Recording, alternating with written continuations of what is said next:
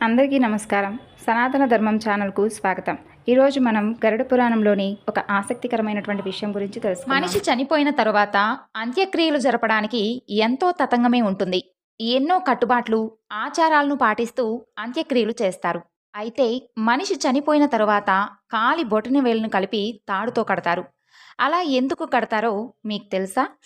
ఎవరైనా చనిపోతే సూర్యాస్తమయం తరువాత అసలు అంత్యక్రియలు నిర్వహించరు. మృతదేహం దగ్గర కనీసం నలుగురు ఐదుగురైనా ఉంటారు, కానీ ఒంటరిగా మాత్రం వదిలిపెట్టరు. ఎందుకని ఈ ఆచారాలను పాటిస్తారో మీ అందరికీ తెలుసా? ఒకవేళ మృతదేహాన్ని ఒంటరిగా వదిలిపెడితే ఏం జరుగుతుంది? అలాగే చనిపోయిన వారి అస్థికలను గంగలో కలిపేస్తారు. ఆ తరువాత ఆ అస్థికలు ఎక్కడికి వెళ్తాయి అనే చాలా విశేషాల గురించి ఈ వీడియోలో మనం తెలుసుకుందాం. అయితే వాటన్నిటినీ తెలుసుకోవాలి అంటే ఈ వీడియోను ఖచ్చితంగా చివరి వరకు చూడవలసిందే. అలాగే ఈ ఛానల్ను కొత్తగా చూస్తున్నట్లయితే ఈ వీడియోకి లైక్ చేసి ఛానల్ను సబ్స్క్రైబ్ చేసుకోండి. పుట్టిన జీవి గిట్టక మానదు అంటారు. ఇది భూమిపై ఉండేటటువంటి ప్రతి జీవి విషయంలో జరుగుతుంది. భూమి మీద పుట్టి కొన్నాళ్ల మనుగడ సాగించిన తర్వాత ప్రతి ఒక్కరూ కూడా కాలగర్భంలో కలిసిపోయేవాళ్లే. అయితే మనిషి చనిపోయిన తర్వాత అంత్యక్రియల సమయంలో చేసేటటువంటి ఒక పని శవం కాలి 2 బొటన వేళ్లు కలిపి దారంతో కట్టడం. మనిషి చనిపోయిన తరువాత శరీరం నుండి ఆత్మ విడిపోతుంది అనే విషయం అందరికీ తెలిసిందే. కానీ చనిపోయిన తర్వాత కూడా తన ఆత్మ ఇంకా బ్రతకాలి అని, తన వారితో ఉండాలి అని ఇంకా ఆరాటపడుతూ ఉంటుంది. చనిపోయిన తర్వాత చాలా గంటలు ఆత్మ శరీరం చుట్టూ తిరుగుతూ ఆ ఆత్మ మరలా శరీరంలోకి ప్రవేశించి తిరిగి తన జీవితంలోకి వెళ్ళిపోవాలి అని అనుకుంటూ ఉంటుంది. దాంతో శరీరంలోకి దూరి లేచి మరలా తన ఇంట్లోకి వెళ్ళిపోవడానికి ప్రయత్నిస్తూ ఉంటుంది. అయితే ఆ ఆత్మ అలా ప్రయత్నిస్తూ ఉంటున్నప్పుడు కాళ్లను కదలకుండా ఉంచడం కోసం ఒక తాడు లేదా దారంతో చనిపోయిన వారి బొటన వేళ్లను కదలకుండా కట్టేస్తారు. శాస్త్రం ప్రకారం అయితే ఇదిలా ఉంటే దీని వెనుక మరొక కారణం కూడా ఉంది. అదేంటంటే చనిపోయిన తరువాత శరీరం బిగుసుకుపోతుంది. దాంతో చనిపోయిన వ్యక్తికి చలనం ఉండదు కాబట్టి చనిపోయిన వారి కాళ్ళు పక్కకు పడిపోతూ ఉంటాయి. అందుకే ఆ కాళ్ళు అలా పడిపోకుండా ఉండడానికి 2 కాళ్ళు అలా కలిపి కట్టేస్తారు అని కొందరు అంటారు. ఆచారం ప్రకారం అయినా లేదా ఇంకా వేరే కారణమైనా అలా 2 కాళ్ళు కలిపి కట్టడం వెనుక ఉన్నటువంటి కారణం మాత్రం చాలా బలమైనదే. అయితే ఒక వ్యక్తి సూర్యాస్తమయం తర్వాత మరణిస్తే అతని యొక్క దహన సంస్కారాలు మరుసటి రోజు ఉదయాన్నే జరుగుతాయి. ఆ సమయంలో మృతదేహాన్ని ఆ రాత్రంతా కూడా నేలపైనే ఉంచుతారు. తప్పకుండా ఎవరో ఒకరు పక్కన ఉంటారు. గరుడ పురాణం ప్రకారం సూర్యాస్తమయం తర్వాత ఎవరినైనా దహనం చేస్తే ఆ వ్యక్తి ఇక మోక్షాన్ని పొందడట. ఇలా దహనం కోసం కూడా సరైనటువంటి సమయాన్ని ఎంచుకోవాలట. ఒకవేళ మృతదేహాన్ని ఒంటరిగా వదిలేస్తే దుష్ట ఆత్మ అతని శరీరంలో చేరే అవకాశం ఉంటుందట. తద్వారా కొన్ని చెడు పనులు చేసే అవకాశం కూడా ఉంటుంది అని గరుడ పురాణంలో ఉంది. అందుకే సూర్యాస్తమయంలో చనిపోయినటువంటి మృతదేహాన్ని రాత్రంతా నేలపై పడుకోబెట్టిన సమయంలో తప్పనిసరిగా ఎవరో ఒకరు ఆ మృతదేహం పక్కనే కూర్చుంటారట. అలాగే ఎప్పటికప్పుడు మృతదేహం శుభ్రంగా ఉండేలా చూసుకుంటారట.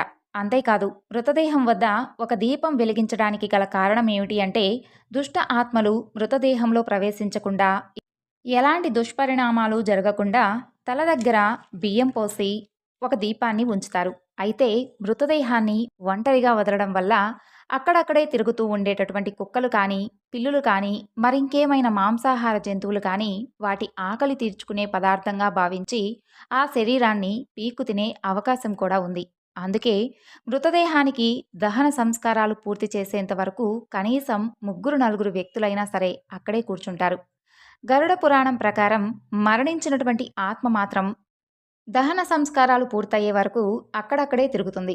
అంతవరకు తన కుటుంబ సభ్యులతో మంచి అనుబంధం కలిగి ఉంటుంది.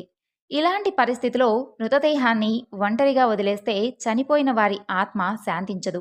ఈ కారణంగా ఆత్మ మరింతగా దుఃఖించవచ్చు. అనంతరం యమదూతలు భూలోకానికి వచ్చి ఆత్మను వారి వెంట తీసుకుని వెళ్తారు.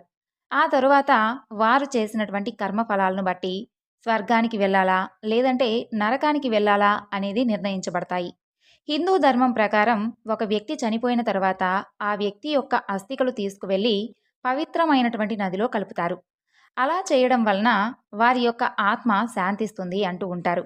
ఒకవేళ గంగా నది చనిపోయిన వ్యక్తి ప్రదేశానికి చాలా దూరంగా ఉంటే అస్థికలను ఒక దాంట్లో భద్రపరిచి ఆ తరువాత వాటిని గంగా నదికి తీసుకుని వెళ్ళి కలుపుతూ ఉంటారు.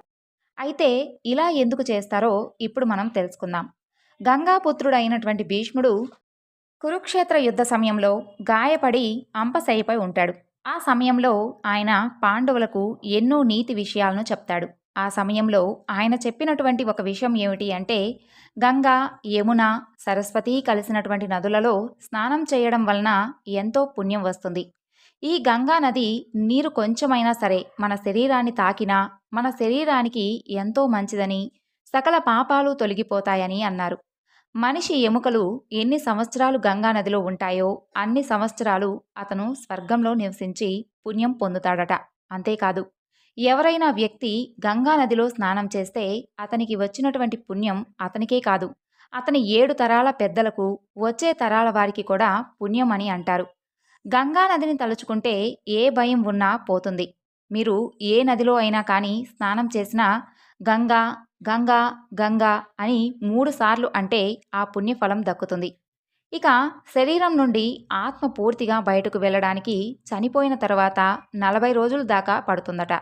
శరీరాన్ని తగలబెట్టినా సరే ఆ జీవి శరీరంలోని కొన్ని భాగాలు అంటే అస్థికలు, బట్టలు లాంటి వాటి కోసం చూస్తూ ఉంటుందట. అందుకే హిందూ కుటుంబాలలో మనిషి చనిపోయిన తరువాత మనిషి వాడినటువంటి బట్టలన్నీ, ముఖ్యంగా అతని శరీరాన్ని అంటిపెట్టుకుని ఉండేటటువంటి లోదుస్తులు అలాంటి వాటిని కాల్చేస్తారు.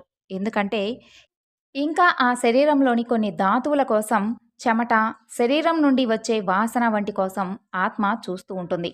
అస్థికలు ఒకచోట పెట్టేస్తే ఆ జీవికి వాటి వైపు చూసే అవకాశం ఉంటుంది. అందువల్లనే అస్థికలను నదిలో కలిపేస్తే దాని వలన అస్థికలు కూడా దూరంగా వెదజల్లబడతాయి లేదా మునిగిపోతాయి. ఆ విధంగా వాటిని కనుగొనడం ఆత్మకు చాలా కష్టమైపోతుంది. అంతా అయిపోయింది అని ఆ జీవికి అర్థం అయ్యే విధంగా చేస్తారు. అలా కాకుండా అస్థికల పాత్రను అలానే ఉంచితే ఆ ఆత్మ ఆ చుట్టుపక్కల తిరుగుతూనే ఉంటుంది. అందువలనే క్షుద్ర విద్యల సాధన చేసేవారికి మరుభూమి వద్ద అస్థికలను సేకరించడం ద్వారా ఆ ప్రాణిని తమ వైపు ఆకర్షించేందుకు ప్రయత్నం చేస్తూ ఉంటారు. వారు ఆ ప్రాణిని పట్టుకొని వేరొక విధంగా వాడుకోవడం ద్వారా క్షుద్ర ప్రక్రియలు చేసే ప్రయత్నం చేస్తారు. అందుకే గంగలో నిమజ్జనం చేస్తారు. ఇలా గంగా నదిలో నిమజ్జనం చేసిన అస్థికలు సాక్షాత్తు శ్రీహరి పాదాల వద్దకు వెళతాయట. అలాగే గంగా నది దగ్గర మరణించిన వ్యక్తికి మోక్షం లభిస్తుంది అని కూడా అంటారు. ఇదంతా మన పురాణాల ప్రకారం. మరి సైన్స్ ప్రకారం చూసినట్లయితే ఎముకల్లో ఉండే ఫాస్ఫరస్, కాల్షియం నీటిలో కరిగిపోతాయి. ఇవి జలచరాశులకు పోషకాహారంగా మారిపోతాయి. ఎముకల్లో ఉండే సల్ఫర్ నీటిలో ఉండే పాదరసంలో కలిసి ఉప్పును ఏర్పరుస్తుంది. ఎముకల్లో ఉండే కాల్షియం నీటిని శుభ్రంగా కూడా మార్చేస్తుంది. దీంతో నీటిలో అస్థికలను కలపడం వలన నీరు మరింత స్వచ్ఛంగా మారుతుంది. ఈ వీడియోలో చెప్పినటువంటి ఇన్ఫర్మేషన్ మీ అందరికీ కూడా నచ్చింది అనుకుంటున్నాను. నచ్చితే మొదటిసారి కనుక మన ఛానల్ను